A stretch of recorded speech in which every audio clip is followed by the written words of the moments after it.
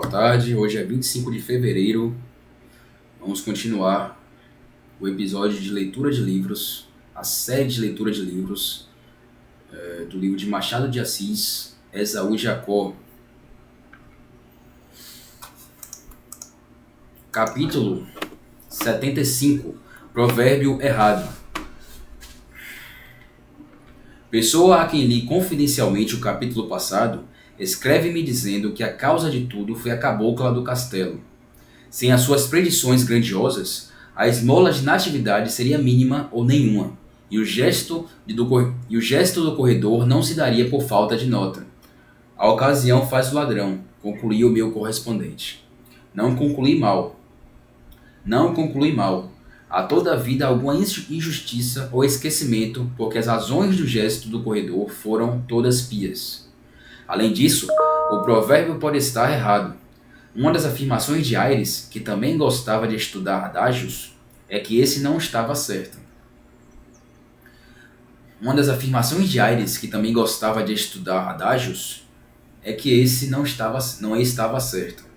Não é a ocasião que faz o ladrão, dizia ele a alguém. O provérbio está errado. A forma exata deve ser esta. A ocasião faz o furto, o ladrão nasce feito. Capítulo 76. Talvez fosse a mesma. Nóbrega saiu enfim do corredor, mas foi obrigado a deter-se, porque uma mulher lhe estendia a mão. Meu senhor, uma esmolinha, por amor de Deus.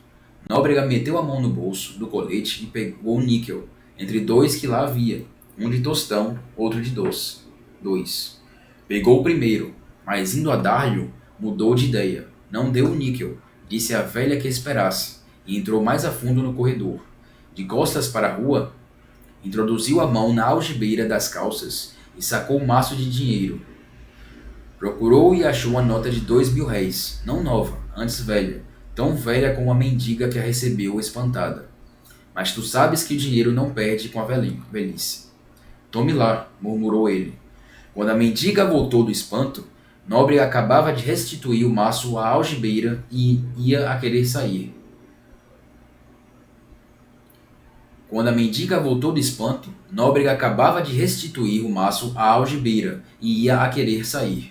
que a mendiga então disse veio entremeado de lágrimas. Meu senhor, obrigada, meu senhor, Deus lhe pague, a Virgem Santíssima. E beijava a nota, e queria beijar a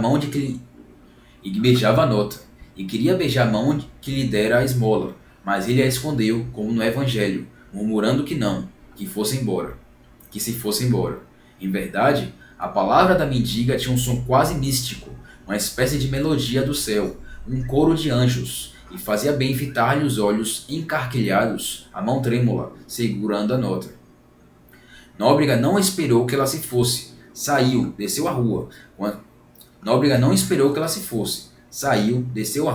com as bênçãos da mulher atrás de si, dobrou a esquina, a passo rápido, e aí foi pensando não se sabe em que. Atravessou a praça, passou a catedral e a igreja do Carmo, e chegou ao Carceler. Atravessou a praça, passou a catedral e a igreja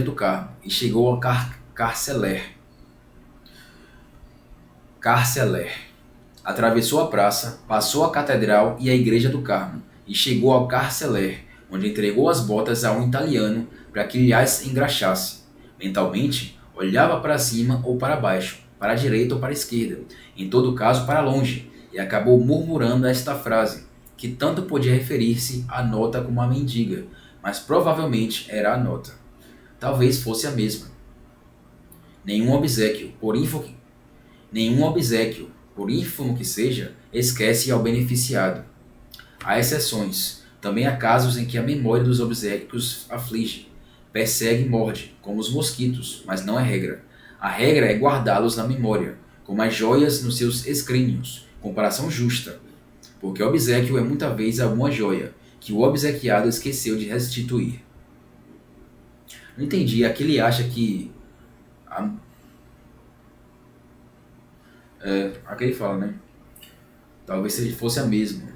Então, ele poderia estar pensando na mulher, que foi a mulher que deu essa nota a ele quase 20 anos atrás, ou a nota pode ser a mesma. Porque ele deu uma nota velha, né? E a nota que ele recebeu, a nota nova. Era uma nota nova. Então é possível que sim. Capítulo 77. Hospedagem. A família Batista foi aposentada em casa de Santos. Na atividade não pôde ir a bordo, e o marido estava ocupado em lançar uma companhia. Mandaram um recado pelos filhos que a casa do Botafogo tinha já os quartos preparados. Desde que o carro se pôs a andar, Batista confessou que ia ficar constrangido por alguns dias. Numa casa de pensão era melhor, até que nos despejassem a de São Clemente. Que queria você? Não havia remédio senão aceitar, ponderou a mulher. Flora não disse nada, mas sentia o contrário do pai e da mãe. Pensar não pensou, e ia tão atordoada com a vista dos rapazes que as ideias não se enfileiraram naquela forma lógica do pensamento. A própria sensação não era nítida, era uma mistura de opressivo e delicioso, de turvo e claro, uma felicidade truncada, uma aflição consoladora, e o mais que puderes achar no capítulo das contradições. Eu nada mais lhe imponho, nem ela saberia dizer o que sentia. Teve alucinações extraordinárias.